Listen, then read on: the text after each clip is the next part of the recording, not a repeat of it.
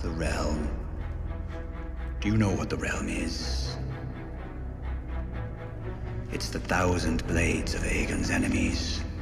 A story we agreed to tell each other over and over till we forget that it's a lie. What's up, ladies and gentlemen? Welcome back for another Game of Thrones Season 8 video. Alright my friends, in this video, I want to show you what one of the Game of Thrones actors had to say about the final season of the show during one of his recent interviews. Now, if you're like me, I think you will find this to be not only interesting, but mostly annoying because I think it's another attempt at dismissing at least some of the fans' criticism of Game of Thrones Season 8. Let's have a look at the new article so I can show you what Mr. Dinklage said about the final season of Game of Thrones. The headline reads, Dinklage says Game of Thrones fans were upset about the finale because they wanted the white characters to ride off into the sunset. He is basically saying that fans were only upset because Jon and Dany did not sit on the Iron Throne together. That's right, he did not hold back in a recent interview with the New York Times when it was brought up that Game of Thrones fans were let down by the show's finale. He also said, by the way, it's fiction, he added with a laugh. There's dragons in it. Move on. Alright, now I also want to give some of my own thoughts on what he said so far. First off, let me just say this. I am a massive fan of the actor. Not only do I think he brilliantly brought Tyrion Lannister to life on the screen, but he also delivered some of the greatest scenes in Game of Thrones. I think it's safe to say that Dinklage was one of the best actors on the show.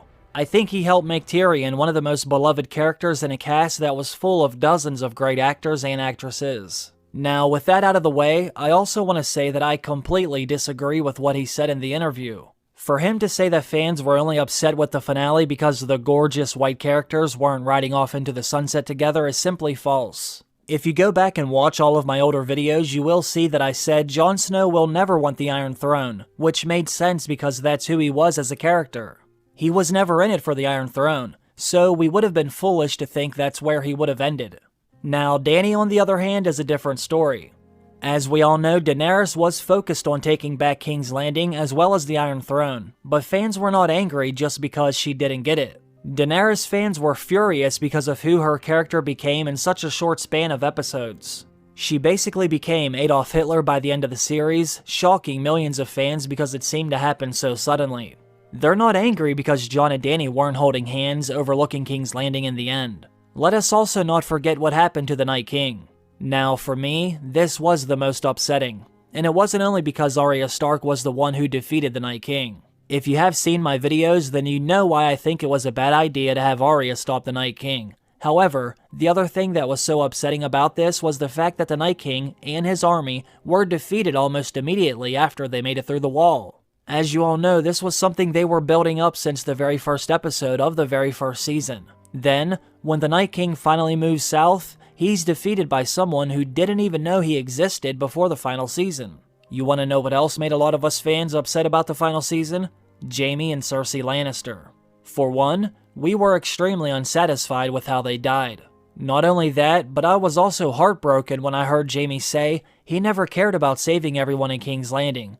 It was already bad enough that he ran back to Cersei, but by him saying this, it ruins that amazing scene he had with Brienne when they were bathing in Season 3. Now, don't even get me started on what happened in Dorne, or what happened with Arya Stark when she was in Braavos. Saying that the fans were only angry because Jon and Dany weren't sitting on the Iron Throne is so dismissive.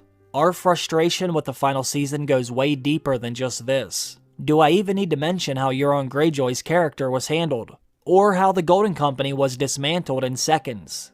I mean, the list of criticisms could go on, but I want to go over some of the other things that he said in the interview. Let's go back to when he said, by the way, it's fiction. There's dragons in it. Move on. Now, just because there were dragons in the show doesn't mean we should ignore every mistake the writers made. Again, I can only speak for myself here, but Game of Thrones wasn't just some dumb show that had dragons for me. It was much more than that.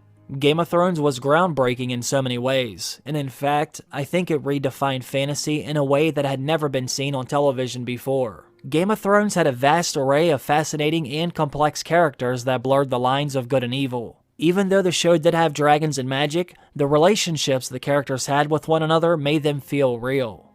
All of us who did love the show immediately identified and connected with a number of different characters. And this made me care about them more than any other character from different shows or movies I had ever seen before. Everyone else who worked behind the scenes helped make this show and universe feel realistic. The set designers, the makeup artists, the costume designers, the incredible music, and so on and so forth. Let's see what else Mr. Dinklage had to say. He said, yeah, it was called Game of Thrones, but at the end, the whole dialogue when fans would approach me on the street was, who's gonna be on the throne? I don't know why that was their takeaway because the show was really more than that.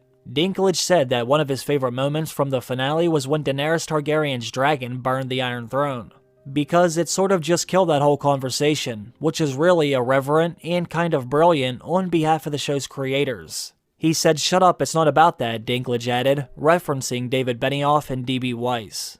They constantly did that, where you thought one thing and they delivered another, he said. Everybody had their own stories going on while watching that show, but nobody's was as good as what the show delivered, I think. Wow, he actually thinks no one could have written it better than what David and Dan did? Well, once again, I disagree. And I would bet that he feels somewhat different as well. But he doesn't want to go against HBO because I'm sure he would love to work there again. He also said that he felt audiences were angry about how the show ended because the show was simply coming to an end in general. We were going off the air, and they didn't know what to do with their Sundays anymore. They wanted more, so they backlashed about that.